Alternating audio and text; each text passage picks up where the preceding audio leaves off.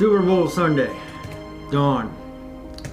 My recollections of the last 24 hours are very dim. All I know for certain is I was haunted without mercy by the ghost of Hank Stram. Hey, Mr. Fisher, let me ask you something. How could all six of you miss that play, huh? No! What?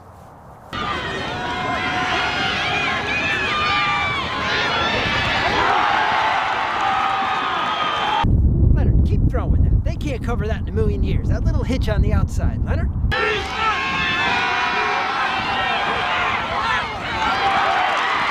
On and on, he kept coming, like Len Dawson and Mike Garrett, that January day at Tulane Stadium at an overcrashed New Orleans. That's it, Lenny. Keep pumping it in there. Keep matriculating that ball downfield, boys. 65 toss power trap. That just might pop open, boys. 65 toss power trap. Yeah, boys. Yeah, rats. Did I tell you? Yeah.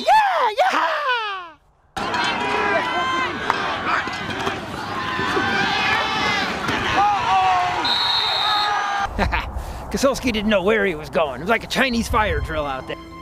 So I should warn my readers right now that I'm no longer responsible for anything I say or write from this point on. I've been without sleep for 96 hours and beyond the past of simple fatigue. And all I can say is Chiefs by 3 and go vote for my Record Journal Athletes of the Week.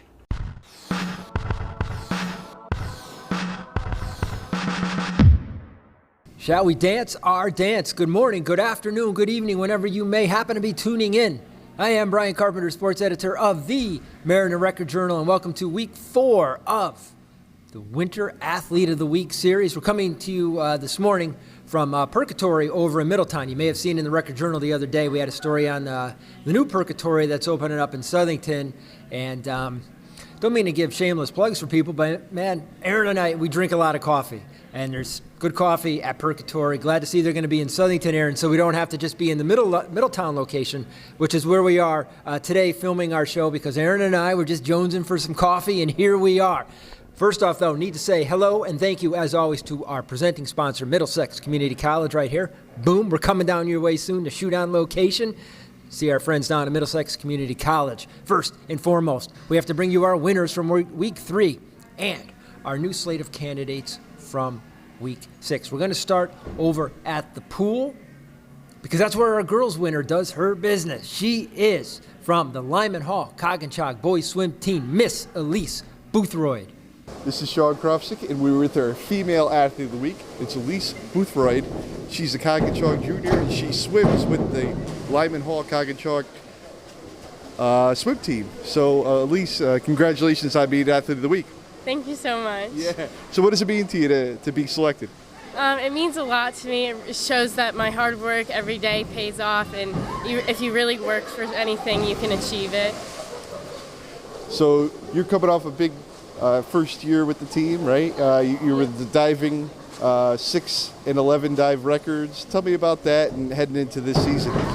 So my 6 dive record I set last year, which was amazing because it was my first year here, and I was nervous with like the new team, meeting new people, and it really just made me feel like I was part of the team, and I really helped them get points that they need to win meets and like stuff like that. And then my 11 dive record means a lot to me because freshman year I didn't really have a good SEC, and so to come back from it and get an 11 dive record and a new PR was like a lot to me. Yeah, so you had a really big meet, was it about a week ago? Yep. And you had, originally it was said it was 268, right? And then what was your feelings on how all that happened? When my coach told me, she originally asked me like, what do you think you got? And I was like, probably like a 230 something, and she told me I got a 268, and I was like, no way, oh my god, that's insane. Like, I didn't think I did that well, but yeah. Yeah, but you still had it's a really good score. You ended up with a 234, what was it? It was a 234.7, I think. Yeah, which is still a big time score. Yeah, it felt good to score that good, and I think it was our second meet in or something like that. second or third. So you're still undefeated on the season? Yes, still undefeated. So what makes you such a strong diver? Previous to diving, I did 8 years of gymnastics, which really helped me with rotation and twisting and being able to learn an approach off the board that would give me power for the dives that I do. What would you say your best dive is? My best dive, I would say, is my front 2.5 or my front 1.5 with a full twist. So you've missed the last few meets, right? With your how much does that slow you down a little bit, and how do you come back from that? So I was really tired for when I was sick, but I made sure to get plenty of rest and recover. And yesterday I had a practice for the club team that I dive with, and it went really well. So it's just about having a good attitude coming back and knowing that, okay, I missed this time, now I have to work even harder. What do you hope to accomplish this year in the postseason? I hope to accomplish breaking my 6 dive record and being undefeated for the rest of the season, which would really mean a lot to me. Well, thank you so much for meeting us today. You did great. Thank you so much. Elise, thank you for taking time to speak with Shawnee and Aaron the other day, and it's good to see you back. Elise was laid up for a while with the flu, so she wasn't diving, and you may have noticed there was talk about a discrepancy in records. When we nominated Elise, we reported that she had broken her own school diving record, which she did, but the score was actually incorrect. And Aaron, this blows me away, because one thing about swimming judges is they seem to be very meticulous about things, and I find it hard to believe, because my opinion of them is so high, that they would make a calculation error. But apparently, Elise's score wasn't 269. It was closer to 237, but it doesn't matter. It's really a moot point, because Elise is the record holder over at the Lyman Hall Coggin-Chog boys swim program. And I predict, boldly so, Aaron, with my bold coffee here from Purgatory, that Elise will break it again. So like I say, moot point. We'll be coming to you with Elise's updates throughout the year, because we're going to be picking our all-record journal team soon. Anyways, let's cut the cord on that right now and get to our boys winner, because when you talk about cords, this guy does a lot of strumming of them, because he can shoot the ball. He is from Southington High School, Mr. Jared Kelly. All right, this is Sean Krofsik here, and we're at Southington High School with our male athlete of the week, Jared Kelly, senior at Southington High. Jared, congratulations on being athlete of the week. Thank you. Yeah. So what does it mean to you to win it again this year? Happy, thankful for all the people who voted for me, and I'm just looking forward to continuing the great season that we've had so far. Yeah, you guys are 7-3. What's been the main reason for the success this year? I think our defense has been key, because all the games that we've won, we've played pretty well defensively, and when we defend well, we get in transition, and when we run, we score more points. So I want to ask you about the Maloney game. You guys won 65-60. You had a big game, 24 points, 5 3-pointers. Tell me about your performance that night. Well, I struggled in the first half. We were down 8 at halftime maybe, and I just decided that if I had to play a lot better if we wanted to win, so I just played better in the second half. Yeah. Was that your season high for 3-pointers and points this year? No. I had a game earlier where I had 7. Okay, yeah. Wow. Yeah, so you have 18 points per game this year. What have you done to score so many points for the team this year? Well, my teammates have done a really good job finding me in the spots where I like to get the ball, and I've shot the ball confidently. I've been shooting well. Yeah, and you filled the stat sheet. I have it here. You have going into Friday, it was 18 steals. No, that can't be right. But you had a ton of steals and a ton of assists this year. You're really filling the stat sheet. Tell me about that, and being able to help the team in a variety of ways. Well, I'm just trying to contribute in multiple ways. Like even games where I'm not scoring as much, I want to be able to help the team win in any way. Yeah. So what do you guys hope to do the rest of the year? Well, continue to improve, because that's our goal. Every game is to be better, and we want to win every game we play the rest of the year. What would you say? Have you had one real big shot this year that stuck out for you, or Any memorable moment so far halfway through the year? I mean, not really. I think we've only played in 2 games where under 10 points or less, or something like that. So, I mean, the Maloney game had a big second half. That's really it. Yeah. Awesome. So what would it mean to you to go out and have a big second half of your senior year? Well, it would mean a lot because I've been playing basketball since I was young, and this could be it. I don't know yet. So I just want to keep improving, and we want to finish off the second half strong. All right, Jared. Thank you for your time today. Great job. Thank you. Hey, Jared, thank you for taking time to speak with Sean and Aaron the other day before practice. And, you know, Aaron, I'm going to say this. It might embarrass Jared. Maybe not. But it seems like just the other day, you know, Jared and his classmates were tearing it up with the Southington South Little League as all-stars in baseball. They were 9, 10, 11, 12 winning district states year in, year out. And, you know, Jared was on that team. His Southington basketball teammate Jake Napoli was on that team. The baseball standout Jake Newman was on that team. Shane Laporte. A lot of good athletes are on that team that are now seniors and juniors at Southington High School. And it's good to see them doing their thing now for the Blue Knights. So, Jared Kelly, congratulations to you on being a Record Journal Athlete of the Week for a second year in a row. And one thing before we move on now, I just mentioned Jake Napoli, Jared's teammate at Southington basketball. I have to admit to a little faux pas last week. When we were talking about Sheehan hockey, I was trying to mention Devin Napoli from the Sheehan Titans, and I said Jake Napoli. And Devin, I'm sorry. You can't, please don't think ill of me, but you might be able to understand my error. It's kind of a two-part one. First of all, I had just been talking about Jared Kelly, which made me think of Jake Napoli. And then we segged on to you, Devin Napoli. And that just goes to show you, Aaron, as you know, I talk way too fast for my own good. So, Jake Napoli, you keep it up for the Southington basketball team. Devin Napoli, you keep it up for the Sheehan hockey team.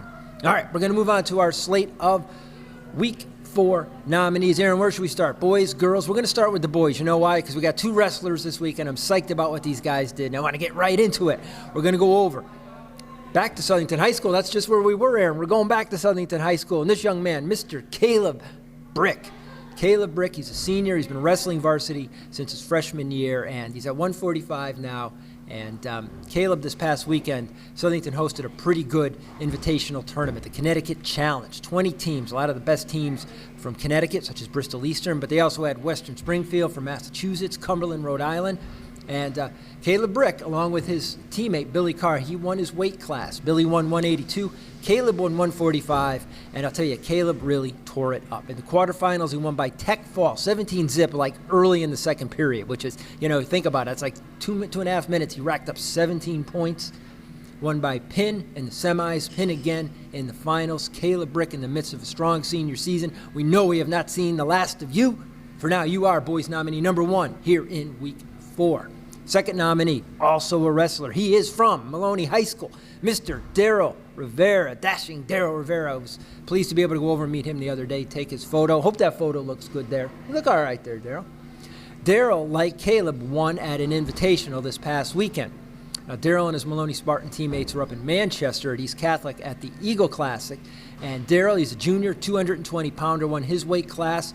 Also in impressive fashion, he won 10-4 in the quarters, 10-4 in the semis, and then he pinned in the finals. And I said, hey, Darryl, do you remember what the score was when you pinned? He said, no, because I'm not allowed to look at the scoreboard. And that's good advice, Darryl. You just keep wrestling, brother. Third period pin gets Darryl the 220-pound championship at the Eagle Classic. He also won at the Wethersfield Invitational just before Christmas.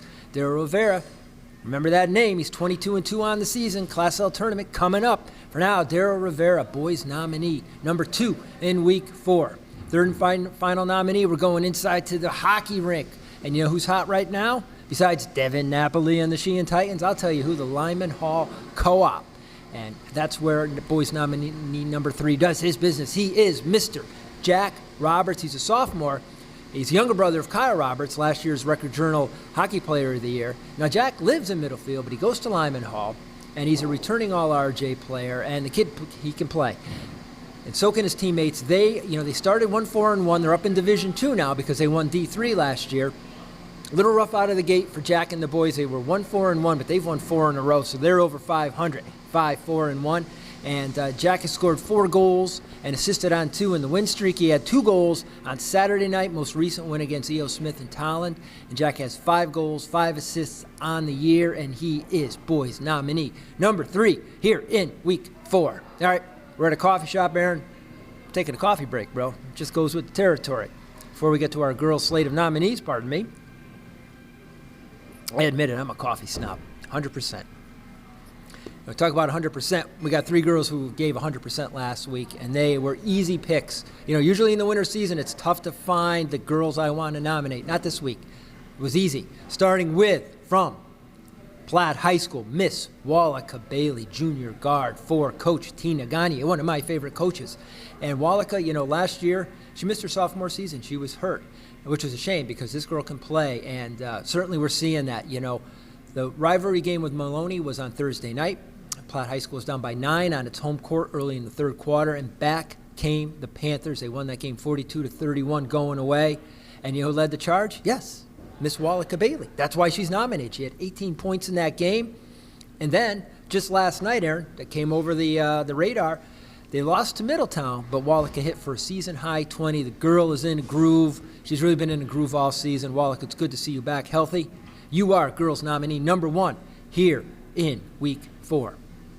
Our second nominee, also a basketball player. She does her thing for the Sheehan Lady Titans. She is Miss Madison, Maddie Larkin, and she's one of my favorite players because, you know, tell you what, last year in the Class M final, Caitlin Hunt went down with an injury. Somebody had to step up, and Maddie Larkin had a tremendous game. It's like that girl's a player, did everything, scored, assisted on plays, stole the ball, rebounded the ball, and she's been doing that this year as a senior.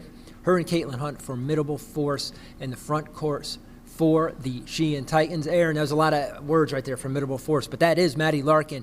And in the rivalry game against Lyman Hall on Friday night, she had a big game. 18 points, career high, 15 rebounds. We'll see how Maddie and the girls down at Sheehan can do in the States again this year.